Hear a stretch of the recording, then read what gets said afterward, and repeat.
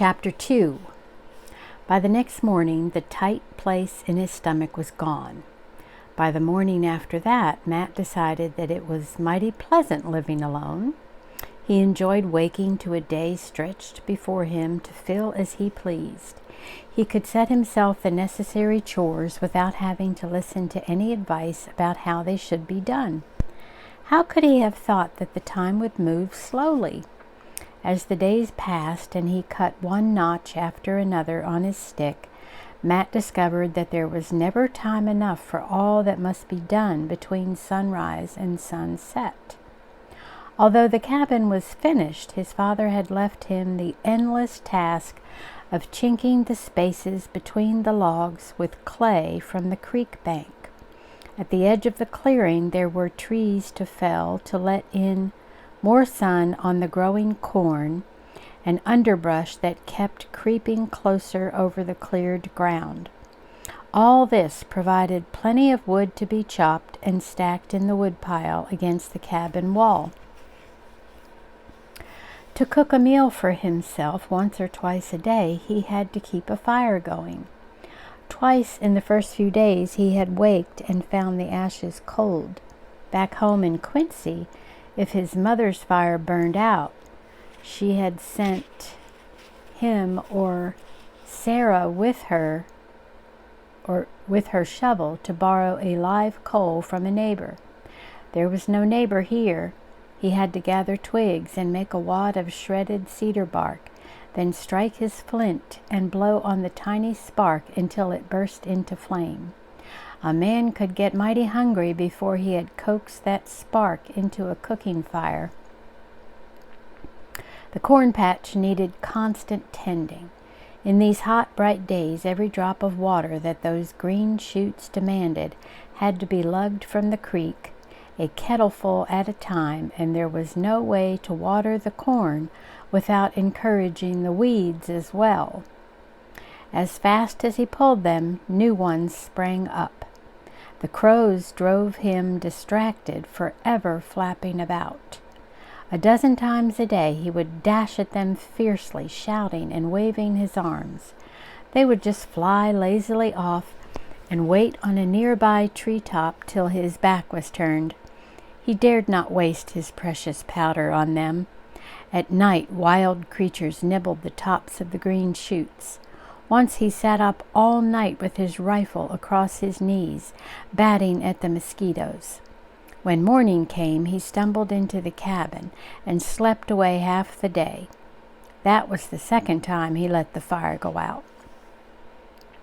He seemed to be hungrier than ever before in his life. The barrel of flour was going down almost as fast as when two were dipping into it. He depended on his gun to keep his stomach filled. He was still proud of that gun, but no longer in awe of it.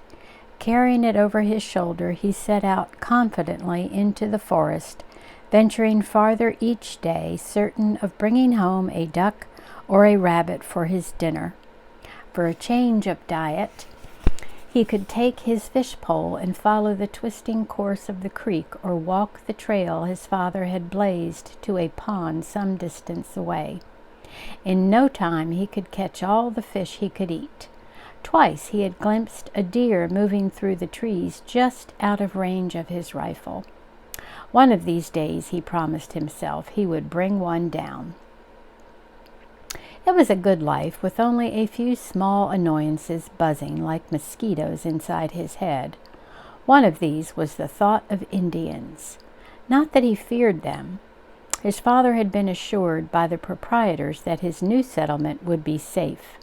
Since the last treaty with the tribes, there had not been an attack reported anywhere in this part of Maine. Still, one could not entirely forget all those horrid tales. And he just didn't like the feeling he had sometimes that someone was watching him. He couldn't prove it.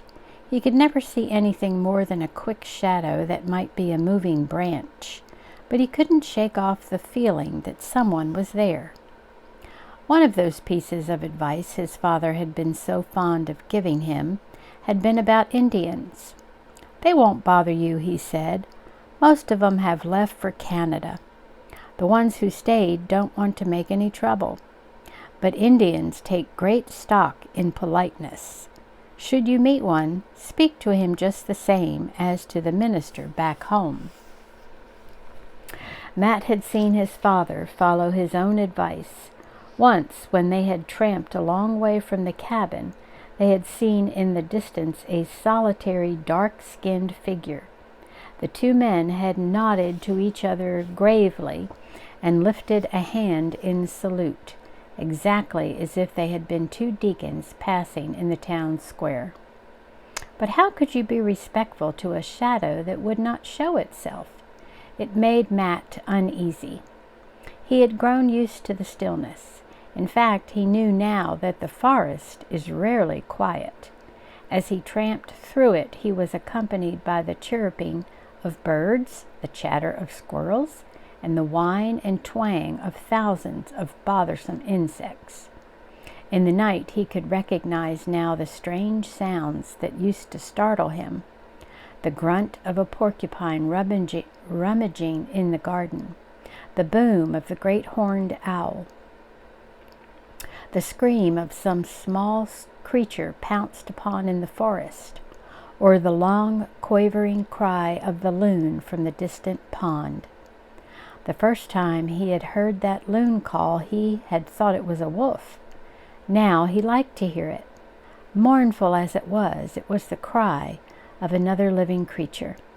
Matt would worm his shoulder into a comfortable spot in the hemlock boughs that made his mattress, pull the blanket over his head to shut out the mosquitoes, and fall asleep well satisfied with his world.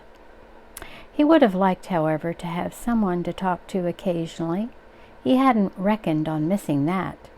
For much of the day he was content to be alone, tramping through the woods, or sitting on the bank of the creek dangling his fish line.